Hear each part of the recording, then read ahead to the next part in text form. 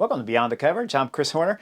Today's episode, what do I like to talk about? Well, we have the Vuelta España coming up for 2024. If I look a little stiff right now at the moment, is because I got a nice cherry on my hip, just like Demi Vollering did from yesterday's stage 5 of the Tour de France, only I was hit by a car. She looked like she was taken down possibly from a rider when they went into that left turn there. I want to talk a little bit about that for sure, because I want to talk about the tactics that SD Works employed on yesterday's stage 5 and how important it is when we start the Vuelta España for riders like Sepp Kuss.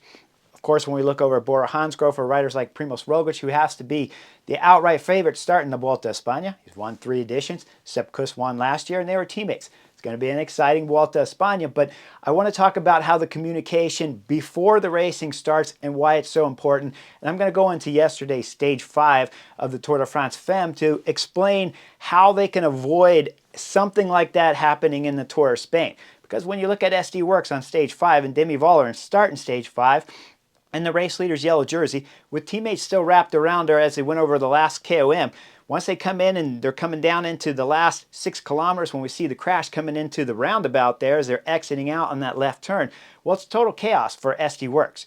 I saw a lot of information on the web and interviews afterwards trying to explain how things were justified and why the riders like Blanca Vas, who won stage 5, and she's a teammate of Demi Vollering, why was she up there to begin with?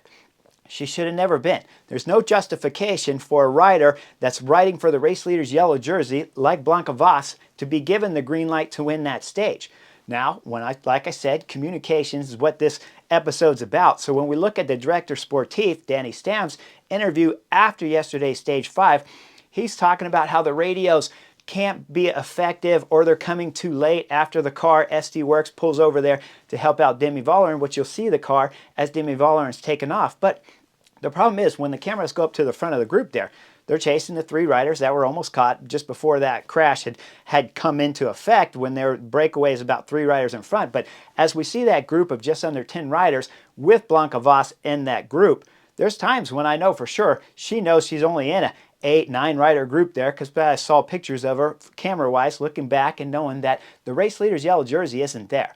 So the 22-year-old Hungarian there, when she's still in that front group trying to finish and trying to win the stage, which she did, this is the wrong move to do.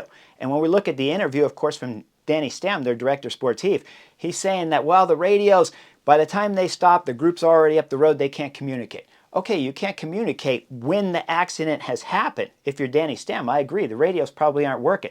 I'll show you a picture right there of Demi Vollering even hopping on her radio after she passes the team car. Certainly she's asking for help at this moment, because she has not 1, not 2, not 3, but she has 4 teammates in front of her, because Fisher Black had crashed too, but Fisher Black had left that crash a little before Demi Vollering. So there's 4 SD Works riders up at the front. She's on the radio. And later, late in the race, was somewhere around 3 kilometers ago, we see Misha come back, her teammate, as she's wearing the European Championship jersey there. We see her help her out, but she still has 2 teammates in front. When we look at the win, again, we see Blanca Vas crossing the line, and then you look at the second group, Lorena Wiebes is coming through the second group, SD Works. Both riders shouldn't be in this group. Both riders should have been back. But how do you plan for this if the director sportif's coming on and doing an interview saying, hey, the radio didn't work? Okay, the radio didn't work. You don't need a radio. At no point in time do you need a radio at this moment in the race. If you're Blanca Vas and you're looking this front group, they're chasing the 3 riders that are being caught, but when she looks back and she knows she's in a group of less than 10, there's no race leader there. You don't need a radio to say, hey, this is a mistake. What am I doing here? Where is the race leader's yellow jersey? Now, when they started that stage earlier in the team bus, most likely Danny Stam and Van der Breggen there, 7-time Flesh Wallone winner. Her resume is exceptional. She's a second director sportif there for SD Works. So you have Danny Stam and Van der Breggen there that are directing this team. But I would assume in the race meeting they said, hey, this uphill slight stair-step finish, about 1K stair-stepping up, looks fantastic for Lorena Wiebes to be able to win the stage. Their sprinter. Now, if you're a team like SD Works, they expect to be able to win the general classification and win stages like stage 5. So in the bus, I can only imagine they're saying the plan here is to win with Lorena Wiebes. But when the crash happens, in the plan, if you back it all the way up to the bus, that plan always has to be the #1 objective before you start any stage 5. No matter how good it is for your sprinter, Lorena Wiebes, it has to be defend the race leader's yellow jersey. Then if we have the race leader's yellow jersey, as you're telling all of the teams sitting there in the bus looking up at you and you're the director sportif, you're saying defend the race leader's yellow jersey is the number one. If you start with our number one goal here is to win the stage with Lorena Wiebes, and you see the crash there, Demi Vollering, that's what happens when you start having young pros up the road like Blanca Voss, who's 22 years of age, and she realizes she's the only one in there. Right now, she's probably flipping on her mind going, okay, Lorena Wiebes is gone, Demi Vollering's gone. The number one rule here when we started the stage in the bus, Danny Stem said, we want to win this stage. Well, Vollering's gone, Demi Vollering's gone, and Lorena Wiebes is gone. So that means if my name is Blanca Voss, I need to win the stage. But that shouldn't have been the plan. The number one plan when the crash happens, and Blanca Voss said that she didn't see the crash there, Demi Vollering, and Canyon SRAM that was pulling full gas up there on the front with Nui Idoma up there, they know something happened back there too. Nui Idoma said later that she didn't know there was a crash. She thought it was a split coming down the descent, but that's a mighty big split coming down the descent, so she probably fudged that a little bit. But Voss is thinking, because the director sportif, Danny Stam, said the number one rule is for us to win today's stage. They were prepared wrong. Now, I watched some of the other YouTube channels out there too, and they said it was justifiable to have Voss go up to win, but it was just outright betrayal there of having Lorena Wiebes finishing in that second group winning the sprint. But all of it was not justifiable because all of her teammates, Demi Vollering's teammates from SD Works, should have been with her throughout the whole time from the crash, even if it was just to hand a bike over to her so that she would lose less time.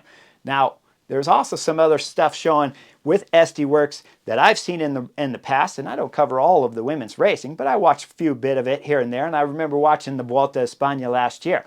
Well, it's Demi Vollering on stage 6 wearing the race leader's not yellow, it's red jersey, just like it is here. As she turned over for a nature break, well, she ended up getting attacked. When she got attacked, I saw her solo chasing the whole time back there while she had teammates in that front group. So the scenario that we saw yesterday in stage 5 from SD Works at the Tour de France Femmes had just happened at the Vuelta España Femmes when we go back to just last year in 2023. We saw Demi Vollering on that stage 6 chasing like crazy. She's passing all kinds of groups left and right. Finally, she comes up to her teammate that was sitting in that front chase group there, getting a free ride when she should have been back there helping her teammates. It's the exact same scenario we saw last year in 23 as we saw at the Tour de France in yesterday's stage 5. So when I'm looking at SD Works, and remember, this is one of the biggest, best, strongest teams in the world, and when you look at their organization, you got to believe they're being failed somewhere. You have to remember that the riders, especially when you're 22 years of age, like Blanca Voss, and when she looks back and sees there's no teammates, she's just like, well, the number one plan was to win today's stage. Now, I can't be 100% certain if that was the case. But when we're looking at the interview, again, from Danny Stam, their director sportif, saying, well, the radios didn't work. Well, if you're prepared properly and you prepared your riders correctly, the riders would know automatically that this is not a good scenario. We do not need to win stage 5. We need to protect the race leader's yellow jersey, and Demi Vollering's not here, so I need to drop back. Same with Lorena Wiebes, needs to drop back, and everyone has to go back to save the jersey. Now, last year in 2023 Vuelta España, we saw Demi Vollering almost take that race leader's red jersey back as she was battling on the last mountain stage and end up losing it by less than 10 seconds that year's Vuelta España.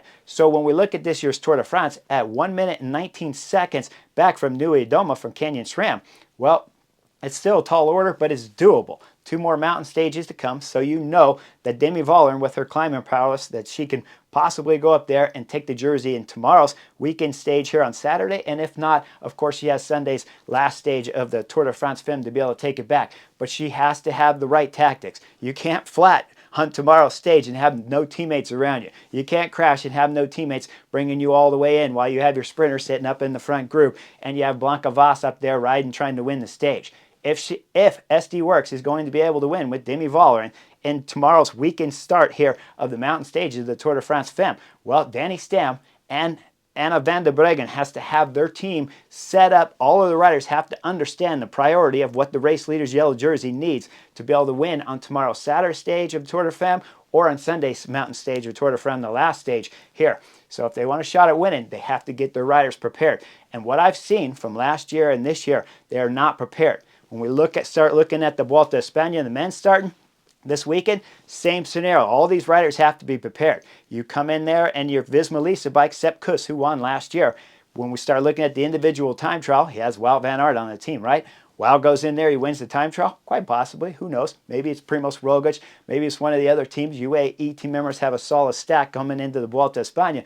But if you were Sepp Kuss and you're going in there as the sole leader, if Wout van Aert is to win the individual time trial, you got to remember to have all your team prepared. That when you come into the next stages, if Sepp Kuss is your sole leader, your real sole leader when you get into the mountain stages, if he is to have some kind of issue like we saw yesterday in the Tour de France Femmes, their team needs to understand, Visma bike that is, that Sepp Kuss is the #1 priority going in to stages 2, 3, 4, and all the stages of the Tour de Spain if they're to try to win with Sepp Kuss.